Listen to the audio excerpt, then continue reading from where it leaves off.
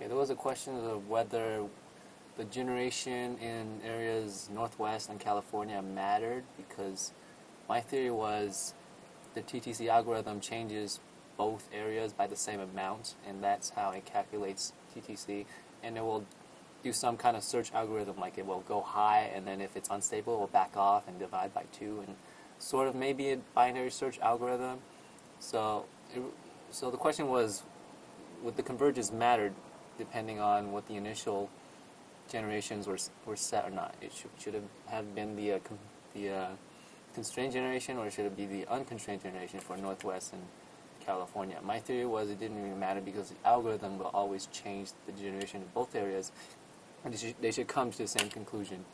So what I've done is set up a scenario. This is 2012, one of my scenarios. But so one thing, the default convergence tolerance is 100 megawatts, so initially it may not converge to the same number, but they're within 100 megawatts of each other.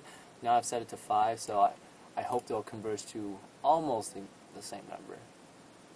Let's look at both TTC. So both are 5. On the left is one of my defaults. On the right is generation increased by 5,000 megawatts in the Northwest and decreased by 5,000 in California.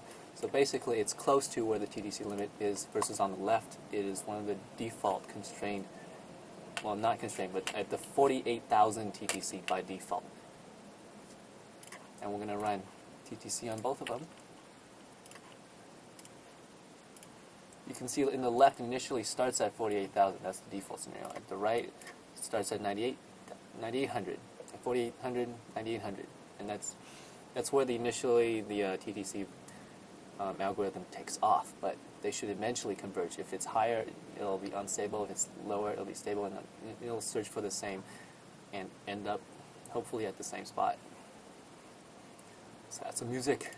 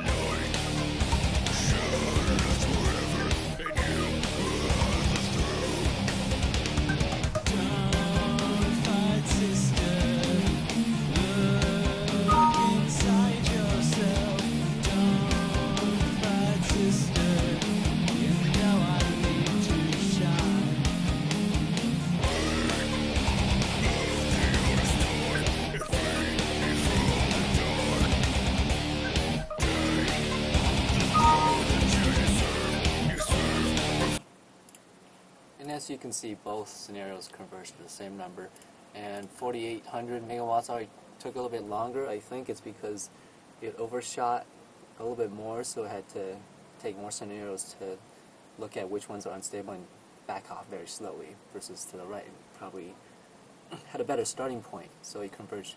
It found the solution faster.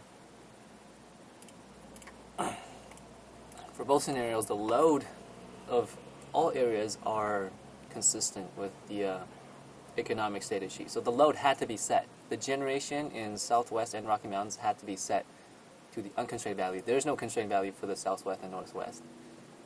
So, the Southwest and Rocky Mountains. But the generation in Northwest and California is what was debated, and if it really mattered what the initial values are. So, and now we have proved that it didn't really matter, because the TTC algorithm automatically changes power generation in both areas by the same amount, and it will still converge to the same value if you put the tolerance to some low value. So our group kept it consistent at 48,000 on each year. So every time it starts simulating at 48,000. And that's it. 4,800, not